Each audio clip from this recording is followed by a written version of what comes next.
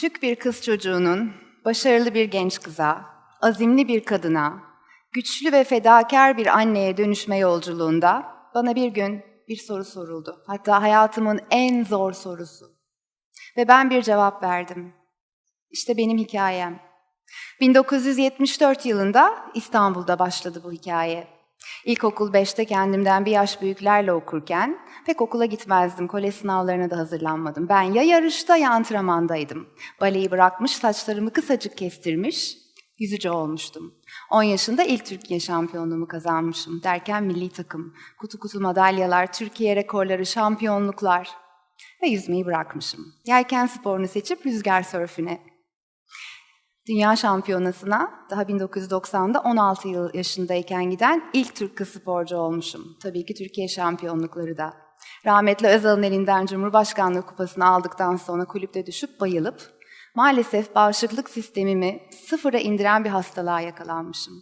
Olimpiyat takımına seçilmiş olduğum için tabii çok üzgünüm, eve çakıldım, yapacak hiçbir şey yok. Ancak benimkiler bizi boş bırakmamışlar. 15 yaşında Türkiye'de İlk defa yayınlanan yabancı bir derginin kapağına çıkan ilk Türk kızı olmuşum. İşte bu serüven beni Maçka'daki o olimpik havuzun yıkılıp yerine lüks bir otel inşaat edilmiş haline yeni bir yarışmaya kadar taşıdı. Üzerinde Türkiye yazan yarışmada ödül bu sefer bir kupa ya da madalya değil, aksine bir taçtı. 1992'de o gece ben Türkiye'nin en güzel kızı unvanına sahip oldum. O yıllarda Türkiye güzeli seçilmek bambaşka bir anlam ifade ediyordu. Çankaya'da davetlere gider, dönemin bürokratlarıyla elçilik sefaret gezer dururdum. Adeta bavulda yaşıyordum. Evet, o yıllarda Türkiye'nin modern kadınını temsil eden iki yabancı lisana sporculuğun vermiş olduğu azime, özgüvene sahiptim. Ülkede, dergilerde, gazetelerde, defilelerde her yerdeydim. Ben bile beni görmekten sıkılmıştım adeta. Derken aşk kapıyı çalıverdi.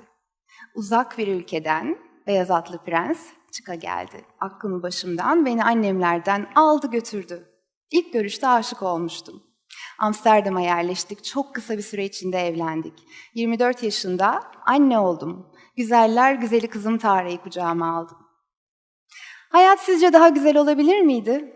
O yıllarda benim için mutluluğun kavramı işte tam anlamıyla buydu. Şan, şöhret, para, pul, kazanılmış tüm o başarılar, iyi bir evlilik, annelik duygusunu tatmış olmak, kız çocuğu, üstelik bir de erkek çocuğuna hamileydim. Gerçekten mutluluk buydu. Öyle olduğunu zannediyordum. 7 ay boyunca hamileliğim sorunsuz geçti. Derken 7. ayda bir sancı saplandı. Ağrı o kadar şiddetlendi ki soluğu hastanede aldık. Tam 10 gün boyunca hastanede yattım. Sonradan öğrendik ki meğerse karnımda gelişmekte olan bebeğin gelişmeyen alt çenesi nedeniyle rahmin ürettiği suyu içemiyormuş. Ve o su gittikçe içime pompalanıyor, beni şişiriyor ve müthiş bir acı vermekteydi.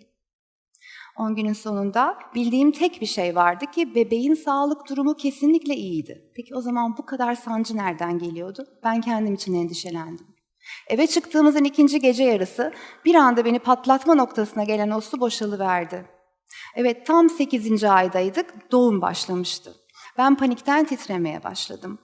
Kızım henüz 4 yaşındaydı. Gece onu evde bırakarak biz hastaneye geçtik. Sabaha kadar doğum sancısı çektim. Doktorlar geldiklerinde epidural sezaryen için beni ameliyathaneye aldılar. Ameliyathane çok soğuktu. Yarım yamalak Hollanda camla olan biteni anlamaya çalışıyordum ve vücudum zangır zangır titriyordu. 10 Ağustos 2002 sabahı Daniel Amsterdam'da bir devlet hastanesinde dünyaya geldi. O kulakları sağır eden sessizliğin içinde ben bebeğin sesini duymaya çalışıyordum ancak hiçbir şey yoktu. Doktorlar konuşmuyordu. Eşimin suratı korkudan bembeyazdı. Anladığım kadarıyla bir parmak eksikliği vardı. Çenesi yoktu, o yoktu, bu yoktu. Onu hayatta tutmaya çalışıyorlardı. Aradan 2 saat geçtiğinde bir odadaydık. Hemşire geldi içeriye. Bebeğinizi hayatta tutmaya çalışıyoruz ancak bunu burada yapmamız mümkün değil. Başka bir hastaneye transfer etmemiz gerekiyor. Çocuğunuzla tanışıp vedalaşmanız gerek çünkü yolda onu kaybetme riskimiz çok büyük dedi. Korkudan ne yapacağımı şaşırmıştım. Zaten sürekli ağlıyordum. Daniel'i daha görmediğimi fark ettim. Evet yanına gitmem gerekiyor ama Aynı zamanda onu görmeye, onunla karşılaşmaya korkuyordum da çünkü ne göreceğimin farkında değilim. Çünkü olmayan şeyleri sayıyorlar. Ve yavaşça beni Daniel'in yanına götürdüler. Başka bir odaya girdik. Bir hemşire elindeki oksijen pompasıyla oğlumu hayatta tutmaya çalışıyordu. 3 saniyen var, pompayı çekeceğim, oğlunla tanış ve vedalaş dedi. O bunları anlatırken gözüm kuvezin üzerindeki resme takıldı. Daniel'i yolda kaybetme riski çok büyük olduğu için Polaroid bir fotoğrafını çekmişlerdi Daniel'in. Önce o fotoğrafı gördüm. Elimizde kalsın sonrasında diye. Derken pompayı suratından çektiler. Gözyaşları fışkırıyordu benden. Ama yine de bakabildim ve korkulacak hiçbir şey yokmuş meğersem. O böyle küçücük, bembeyaz suratlı bir melekti. Anlattıkları kadar korkunç bir şey değildi. Küçük bir öpücük verdim. Meleğim yolun açık olsun diyebildim ve o yola çıktı. Aradan tam 4 saat geçtiğinde biz başka bir hastanedeydik. Doktorlar içeriye geldiler ve açıklama yaptılar. Ağzından ve burnundan nefes, yol açıp akciğerlere ulaşamıyor. Oğlunuzu hayatta tutmamız için bir tek şansımız var, bu tüp diye bir şey gösterdiler. Trakestomiymiş adı. Nefes borusuna gırtlağına yerleştirdiğimizde onu hayatta tutma şansımız var denildi. İzin verdik ve Daniel yaşamındaki ilk ameliyatını 6. saatinde oldu. Yoğun bakıma yerleştirildi. İşte o gece bizi yoğun bakım şefi yanına çağırdı. Ve hayatımın o en zor sorusu soruldu bana. Sabahleyin tüm bu serüven içinde 2 kez kalbi durmuştu Daniel'in. Ve o akşam yeniden kalbinin durmasından şüpheleniyorlardı. Bırakalım mı, yaşatalım mı sorusu geldi. Ben evet dedim. Baba hayır demişti. O gece Daniel'in kalbi durmadı. Ertesi sabah odamıza gelen ilk ziyaretçi babaanneydi. Ailedeki herkese olayı haberdar etmiş ancak baş parmaklarının eksik olduğunu utandığı için söylememişti. Benim kulağıma bunu fısıldadı, içim buruldu. Derken İstanbul'dan anneciğim geldi. Onun derdi kendi yavrusuydu. Daha Daniel'i görmemişti bile. Ellerime sımsıkı sarılıp, her ne olursa olsun benim evimde bir odası var. Sen bir çocuğun daha annesisin. Ayakta durmak zorundasın, hem de dimdik. Tara mahvolmuş durumda evde dedi. Bu cesaret veren bir konuşmaydı ama o anda ben kızımın aklıma bile gelmediğini fark ettim. Geceden beri öyle korkunç şeyler yaşamıştık ki kendimi çok kötü hissettim.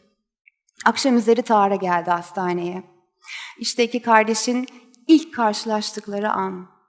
O 4 yaşında bir kız çocuğuydu. Hayatımızın en mutlu günü olması gerekiyordu. Herkes bize söz vermişti. Hani bebeğin sağlığında hiçbir problem yoktu.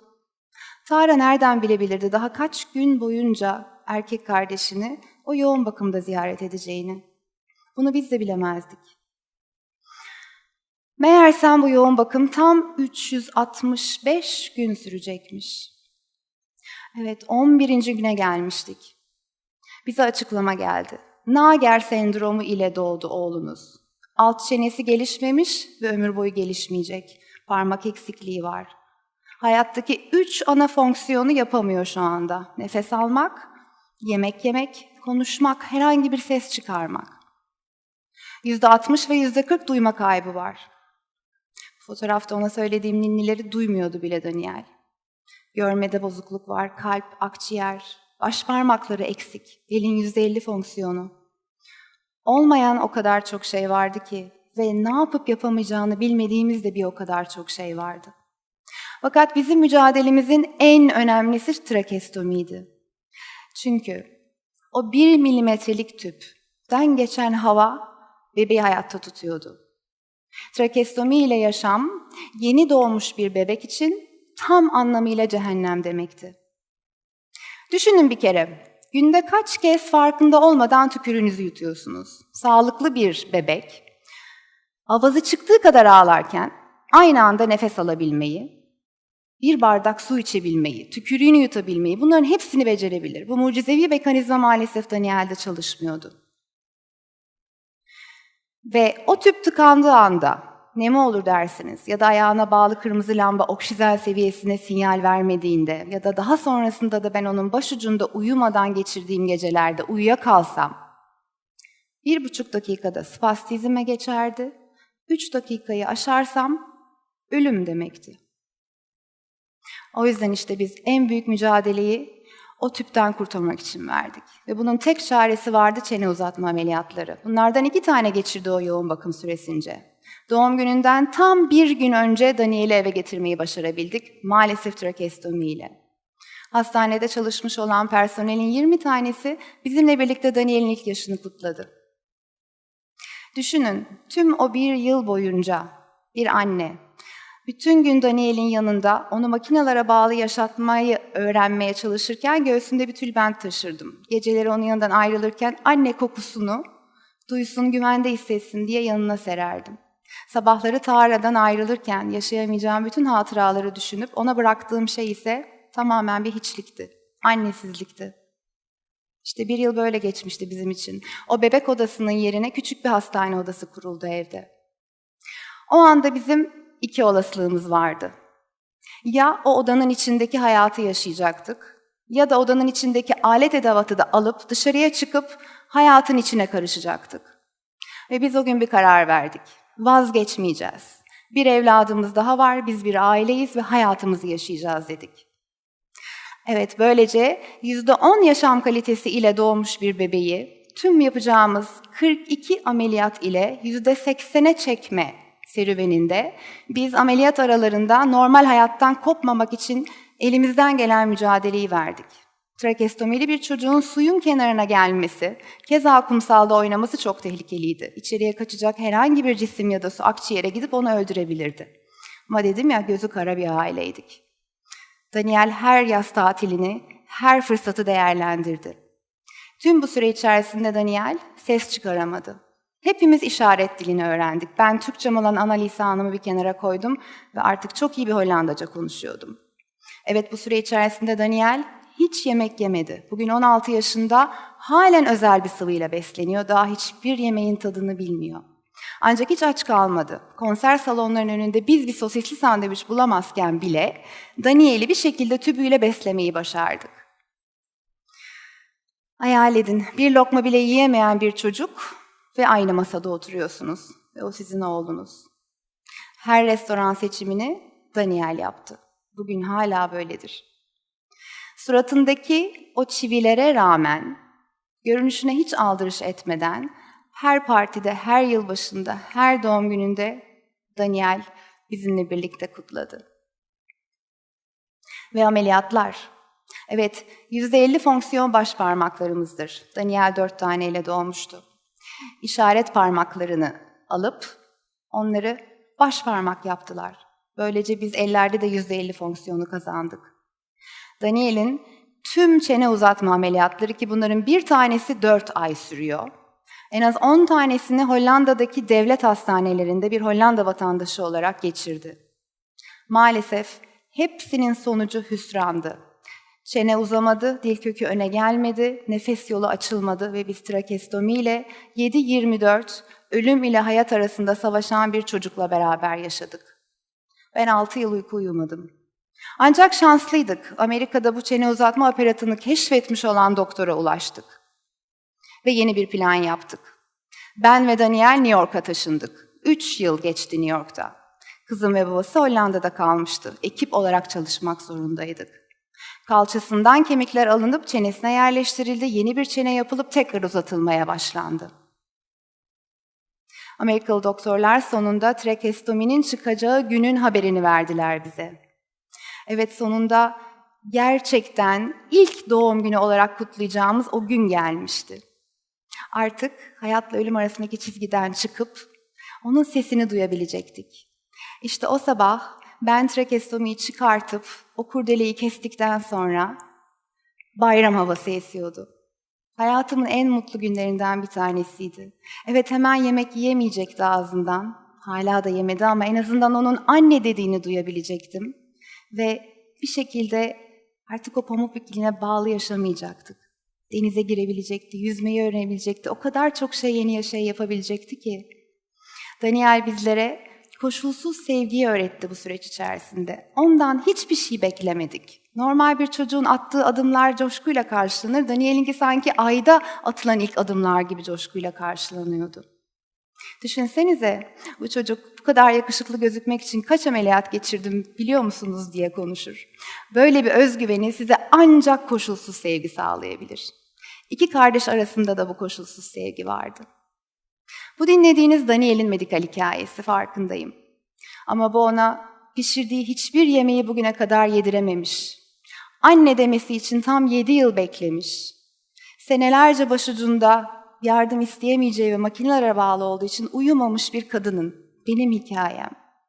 Hatta bana sorarsanız en büyük fedakarlığı yapmış olan ablası Tara'nın da hikayesi. Tara, Daniel'in hayatındaki en önemli kişi. Tara onun anne yarısı, ablası, öğretmeni, hemşiresi, fizyoterapisti, can yoldaşı, sırdaşı, oyun arkadaşı. O kadar çok şey ki Daniel için.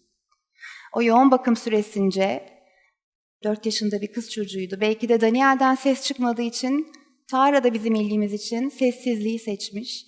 Seçici suskunluk adı verilen çok ağır travmatik bir psikolojik hastalık teşhisi konmuştu.